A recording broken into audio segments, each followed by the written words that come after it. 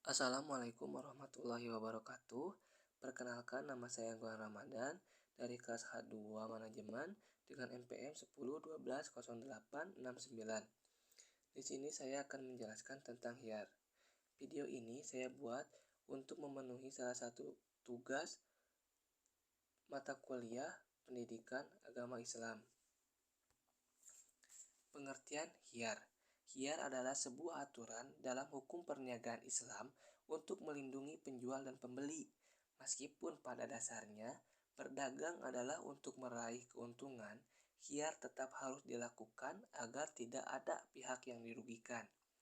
Jadi yang dimaksud dengan HIAR adalah memilih di antara dua perkara, yaitu melanjutkan atau membatalkan jual beli. Yang selanjutnya, hukum HIAR.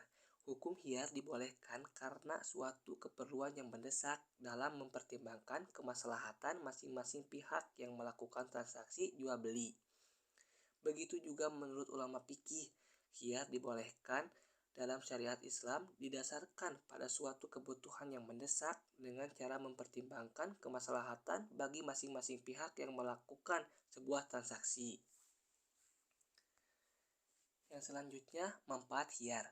Ada beberapa manfaat HIAR atau hikmah yang dapat diperoleh saat menetapkan aturan Islam ini dalam perdagangan. Seperti yang pertama, dapat mempertegas pentingnya akad dalam jual beli. Yang kedua, membuat kenyamanan dan kepuasan dari masing-masing pihak. Yang ketiga, penipuan dalam transaksi akan dapat terhindarkan karena adanya kejelasan dan hak yang jelas. Yang keempat, penjual dan pembeli dapat jujur dan transparan melakukan proses transaksi. Yang kelima, menghindarkan perselisihan dalam proses jual beli. Yang keenam, adanya HIAR sangat menjaga proses transaksi jual beli dapat terlaksana dengan baik. Yang ketujuh, mempertegas adanya kerelaan dari pihak-pihak yang terkait dalam transaksi jual beli. Yang kedelapan, menjamin kesempurnaan dalam proses transaksi.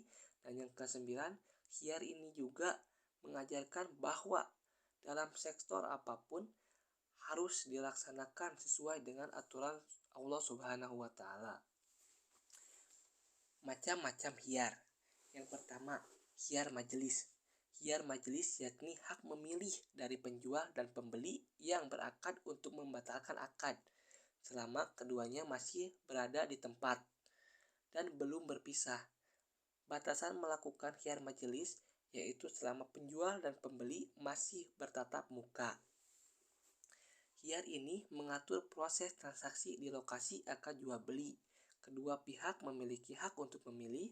Selain itu, dapat meneruskan jual beli yang telah disepakati atau diakadkan dalam majelis tersebut. Yang kedua ada HIAR syarat. HIAR syarat adalah hak pilih yang dijadikan syarat oleh pembeli dan penjual atau salah satu dari keduanya sewaktu terjadi akad untuk meneruskan atau membatalkan akad jual beli. Misalnya, seorang penjual berkata, "Saya jual mobil ini dan Anda harus membayarnya dalam jangka waktu 3 hari. Dengan begitu, HIAR syarat dalam akad jual beli tersebut adalah 3 hari. Hal ini merupakan hak memilih berdasarkan persyaratan. Saat akad jual beli, kedua pihak dapat memilih untuk meneruskan atau membatalkan proses transaksi jual beli dengan batasan waktu. Setelah waktu yang ditentukan tiba, maka proses transaksi jual beli itu wajib dipastikan apakah dilanjut atau tidak. Rasulullah SAW bersabda, "Apabila kamu menjual, maka katakanlah dengan jujur dan jangan menipu. Jika kamu membeli sesuatu, maka engkau mempunyai hak pilih selama 3 hari. Jika kamu rela, maka ambillah, tetapi jika tidak, maka kembalikanlah kepada pemiliknya." Hadis riwayat Ibnu Majah. Dan yang ketiga ada HIAR aib. HIAR aib ini dilakukan jika ada cacat pada barang. Pembeli bisa membatalkan atau tidak meneruskan akad jual beli jika ada kecacatan pada barang yang diperjualbelikan. Biasanya hal ini terjadi jika pembeli tidak mengetahui adanya kecacatan pada saat akad. Jika pembeli mengetahui cacat barang saat telah berpisah, yang memiliki hak untuk mengembalikan kepada si penjual dan meminta ganti barang yang lebih baik atau meminta kembalikan uang sesuai dengan perbandingan kerusakannya. Jika terjadi perselisihan, Rasulullah SAW bersabda, apabila penjual dan pembeli berselisih, maka perkataan yang diterima adalah perkataan penjual, sedangkan pembeli memiliki hak pilih. Dan yang keempat ada khiyar ta'yin. Khiyar ta'yin yaitu hak pilih pembeli dalam menentukan salah satu barang yang berbeda dalam segi harga maupun kualitas yang telah disebutkan dalam akad jual beli. Misalnya, seorang penjual berkata, saya jual kepadamu salah satu dari 2 kerudung ini yang akan kamu beli dalam waktu 3 hari. Lalu calon pembeli menjawab, saya terima. Berdasarkan khiyar ta'yin tersebut, calon pembeli berhak memilih salah satu dari 2 kerudung tersebut sesuai dengan akad yang telah disepakati. Dan yang kelima ada khiyar ru'yah. Khiyar ru'yah dimiliki oleh salah satu pelaku akad untuk membatalkan atau melanjutkan jual beli pada suatu barang yang belum pernah dilihat sebelumnya. Misalnya, pembeli hendak membeli komputer tapi tidak pernah melihat barangnya sebelumnya, maka orang tersebut memiliki khiyar ru'yah. Begitu melihat barangnya, sah apabila pembeli tersebut ingin melanjutkan atau membatalkan akad jual